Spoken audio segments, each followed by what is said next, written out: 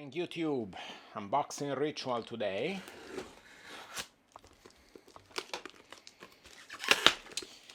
And as usual the box is too big for the camera, so let me get to a more manageable level. And there you go, we got to a more manageable part of the unboxing, and you can already see the typical blue hue. This is something that has never been seen on this channel, but you might have seen it so much from other YouTubers. And I did it. I went to Grand Seiko after buying so many Seiko watches and so many micro brand watches with Seiko movements. I decided it was time to step up to Grand Seiko, and I didn't buy a new one. I went on, because I'm a cheap YouTuber, you know what I mean?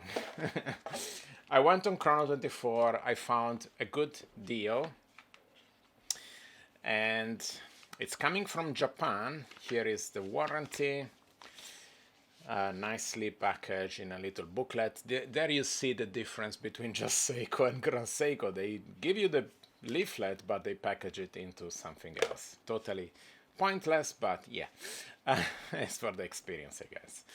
And it's a quartz. So yes, so not only I went to Chrono24 and I found a good deal on one, so an already loved, already used second-hand one, but I also got the quartz. And the reason is basically they make this model in 3 different versions. They make the spring drive, they make the automatic, and they make the quartz. It's exactly the same body, the same outer shell, and only the movement is different. And my reasoning was, well, I'm gonna tell you once we see the watch, so at least I'm talking with something in front of me. There you go, here is the bracelet, the box, really nice, the typical tags, and they just repackaged it a bit for the trouble because it's coming from Japan, as I said.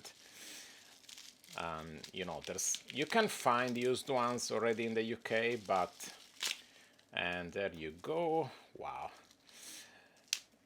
And I mean, the best deal was coming from Japan, and I'm not even sure I could find this exact model. Now it's adapting to the temperature, also because in these days it's literally freezing outside, and it's coming from the outer world, delivered by DHL, so it needs to adapt from minus something that is outside to the, let's say, 20 degrees that is inside. So let's let it adapt, because we cannot see it fogging up like this. And okay, so I think the watch has adapted a bit to the inside temperature, and wow, it is really stunning. The dial is much better than, it's still actually fogging up a bit, but the dial is incredible. I thought this watch would be kind of dull, in the sense that it's not one of those Grand Seikos with an amazing texture dial, either, I don't know, the peacock or the birch, or, you know, the snowflake or whatever, because just basically simply they are too expensive. Those dials, those models, they're like over 5,000. And as I said, I got this second hand, and I got it in quartz. So let me explain why. Well, first of all, as I said, well, this is the first reason I got this one is the 44 GS case. I badly wanted the 44 GS case and not just another Grand Seiko case, because I think it's the nicest one, it's the most distinctive one, it's the most vintage one, it's just the nicer case in my opinion. Secondly, as I said, I wouldn't go as far as getting one of those higher end dials, because it's thousands more. And this particular model, which is one of the least expensive ones you can find, they only made it in silver and in blue, maybe even in black, but I'm not sure. But anyway, silver for sure and blue. And the silver one, I thought, I mean, it's not really my thing. I really love the contrast between that deep, dark blue and the metal, both outside and inside the dial, so it's a nice contrast. While if you have a silver cream dial, you see that contrast much less. It's nice because sometimes a monochromatic watch is great, but because that silver is not actual the same color as the steel, obviously, it's more like actual silver or cream, so it's a different hue from the steel outside, then it didn't work for me as a monochromatic watch. I think the contrast here is just amazing. And so I got this because it's one of the affordable Grand Seiko models with the GS44, because if you don't go for the GS44, you can actually find even cheaper ones. I got this one for about £1,600. So not bad at all, considering that new it cost £2,800, so almost half price. And then why quartz? Well, so I was actually, the first instinct was to get the spring drive version, not the automatic version, because obviously, I mean, other than that, the main reason is actually the automatic is the most expensive one, which doesn't make much sense to me, because of quartz, spring drive, and automatic, the automatic is the least performance C1, you know, is the one that is less accurate, is the one that is less special as well, because it's just an automatic movement, as much as it's a great automatic movement, but it's just an automatic movement. While both the spring drive and the quartz, they have some more interesting, I believe, aspects to it. So not the automatic for sure. Then why not the spring drive? Which, as I said, the spring drive was my first intention. And I actually found a very good one that costed about £2,900, while the original retail price of the spring drive is about £4,800. So it was already a £2,000 saving for the spring drive. But then I thought about it, and the quartz version was only £1,600, so I was saving another £1,200. So that was obviously one of the reasons that were like, should I get that spring drive or not? And then obviously thinking that the spring drive has two main issues for me. One is, actually, it's less accurate than the quartz. This quartz is an amazing movement, and if you don't know about it, I guess you don't know about Grand Seiko, but you know, the quartz movement, I will say something about it later, but the quartz movement in here is just an amazing technological thing, and it has an accuracy of 10 seconds per year, while the spring drive, it's amazing, but it has an accuracy of 1 second per day, which means 365 seconds per year compared to 10. So after all, why pay almost double for a movement that is much less accurate than this? You have to think about it. Well, in that case, you have an amazing display case on the spring drive movement, but again, it's not like, we're not talking about a particularly special movement that you really want to watch. So, you know what I mean? So, you know, and then actually the only thing is the sweeping hand. But again, the sweeping hand, I do have another spring drive. I have the Landmaster Seiko spring drive, and I'll be honest, I thought about it, and I thought about it, and I thought about it, and I'm like, is that sweeping hand actually worth £1,200?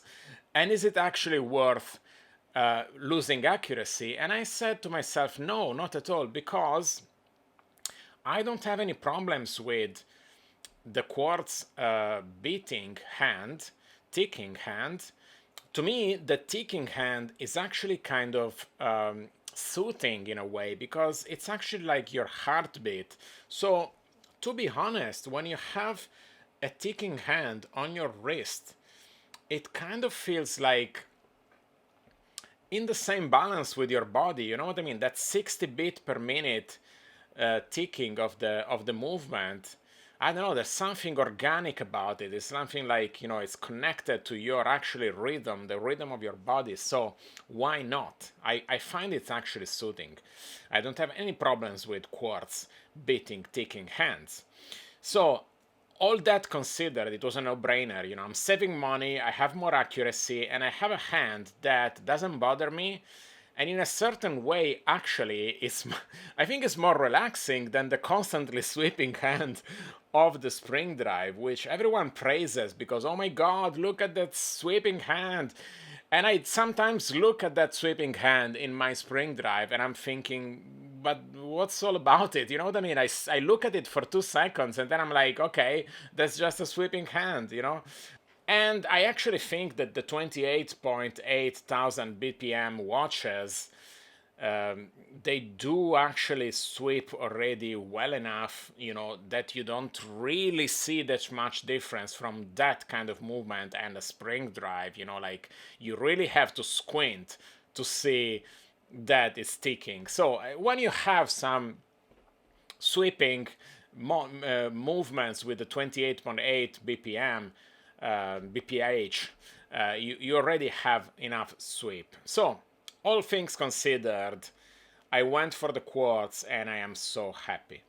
And yes, you can actually feel the amazing quality. If you've never had a Grand Seiko in your hand and you're wondering, is it actually worth all the rage over, you know, like even just a high-end Seiko? Because I do have the Marine Master, the MM200 reduced case, and it has a nice bracelet from Seiko, but it's not feeling as nice as this. And you know, everyone basically agrees that Grand Seiko watches are finished even better than Rolex, that the quality is even better than Rolex. Obviously, there are going to be Rolex fanboys that say that's not the case, but you know, I think everyone agrees on that, besides the fanboys. And so I do actually really, really feel the quality here, and it's really, really, really amazing. I love it. It's a great watch. It's a great case. And yes, let me say a few things about that quartz movement. If you don't know about it much, basically this quartz movement, it actually looks really nice. Even if it was a display case back, you would see a really nice gold colored plate with jewels. So it's actually a very well finished movement. But Grand Seiko thinks it's, you know, it's just silly to give you a case back because there's nothing to see, you know, there's no ticking, there's no moving parts to see, so why would you do that? And I guess it's true, you know, it's more elegant like this than rather seeing, you know, a gold colored plate there. So and you have that case back with the lion with engraving, so you know. But yeah, it's a great movement because it's probably the best quartz movement in the world. And I know it's a bold claim, but hear me out. I know there's quartz movement that are even more accurate than this one. Like the Citizen quartz movement is actually accurate to 5 seconds per year compared to the 10 seconds per year that is here. So, you know, I guess that movement could actually considered even better.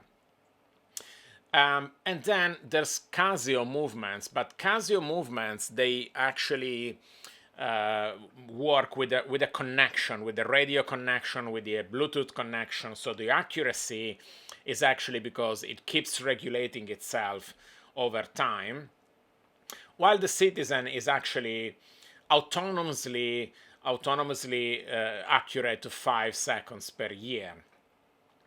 But I don't know much about the Citizen movement, but what I know about this one is that it's all completely made in-house by Grand Seiko, starting from growing their own crystals.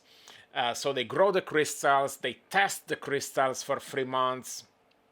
Only the best crystals will then get into a Grand Seiko movement, and then every crystal is paired to a special made circuitry, basically. So every crystal is paired to a circuit that is made exactly, regulated exactly for that crystal. And then the whole assembly of all the parts is completely handmade. So it's actually a very fascinating process of making a quartz movement with the same kind of, craftsmanship as you would have in an automatic movement, which makes it quite fascinating. If you think about, Grand Seiko doing the whole process from growing the crystals to regulating the thing. And then that circuitry, that intelligence of the watch goes on to the point that the watch, the movement checks the temperature inside the watch 480 times per hour. So I don't know how many times per minute or per second, I should calculate. But anyway, 480 times per hour, it checks the temperature inside the watch so it can regulate the movement even further to achieve those 10 seconds per year. So it's actually a whole lot of craftsmanship and technology that goes into this watch. It's not just, your 5 pounds basic quartz movement. And there's other features like the double torque second hand, which means that when you only see one tick, but it's actually 2 ticks per second. They just happen at the same time because the hands are actually so amazingly finished and big. They would be too heavy for a quartz movement, for a regular quartz movement, to move them around, to make them turn around in the watch, in the dial, and so they need more torque. And in order to do that, it does 2 ticks per second, so there's 2 movements every second. And in order also to have a totally precise operation, like the hand always perfectly aligns with the second marker, it's just totally accurate. Another thing is the date change happens in I think a 2,000th of a second or a 200th of a second. It's just boom. It's just immediate. When it happens, it's just incredible. So a lot of really great technology in what otherwise it's a very, very classy looking watch. The case, I believe, design is from 1967, so it's a vintage actually design. It's a really elegant design. If you can see the effect that the case has, it's actually, I don't know, it's a very special kind of design, and I think it's very, very Japanese. You know what I mean? It's like, it reminds me of Japanese architecture, Japanese shapes. I don't know, it's just so different from a Swiss watch or from the typical case. And that's why I wanted the 44GS, because the other cases of Grand Seiko, they are like more traditional, in the sense more like Western looking, case design. And this is the one that sets this watch apart. It's like so Japanese, so Seiko, so different and so special in my eyes. So yeah, I think it's a great purchase, and I'm really happy to have gone for the quartz instead of the spring drive.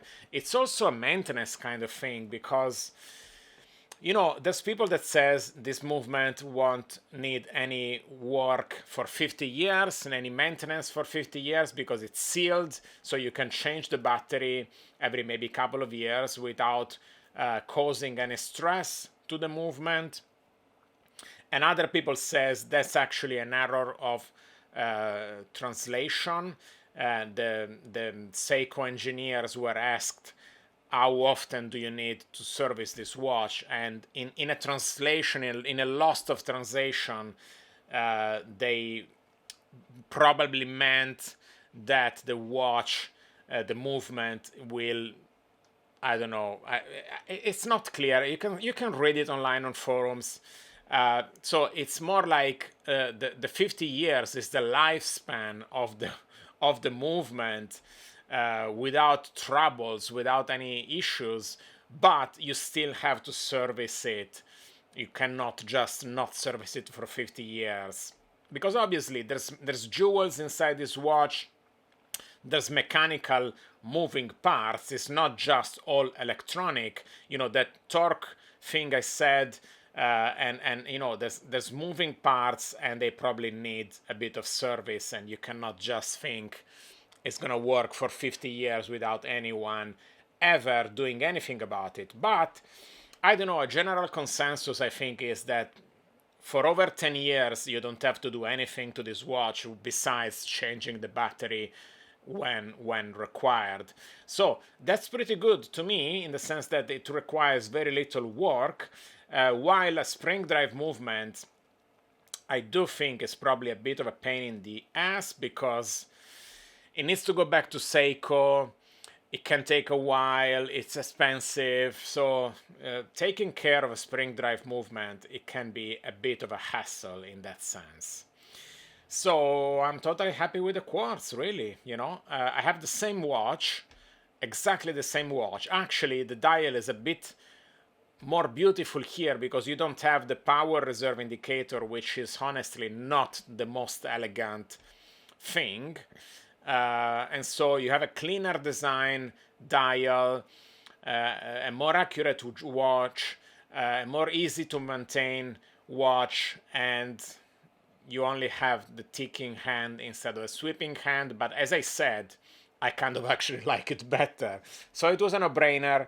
And the thing is, I didn't expect this dial to be so incredibly nice, because that sunray effect on that really dark color, blue color, is really amazing. I think they call it midnight, this blue, and it's really like that kind of dark hue that reminds you of the night, the sky at midnight, with just a little bit of sunray effect that reminds you of. But look at that, when it goes in full light, it becomes a really, really nice blue. I love it. It's great. The dial is, man, if you see the pictures of this watch, you just think it's a flat dark blue, but no, in the light it really shines and it comes to life, and it's so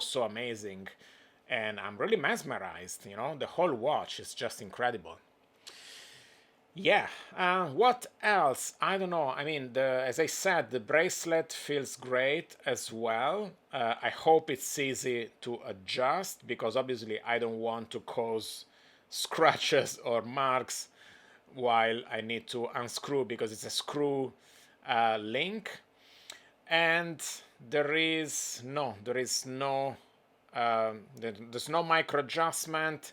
So I just hope that taking off the right links, there's a little half size link eventually, if because there's no micro adjust. So I hope it's gonna work fine, because I definitely need to remove some links.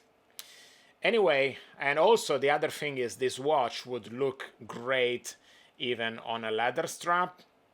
That was my original idea.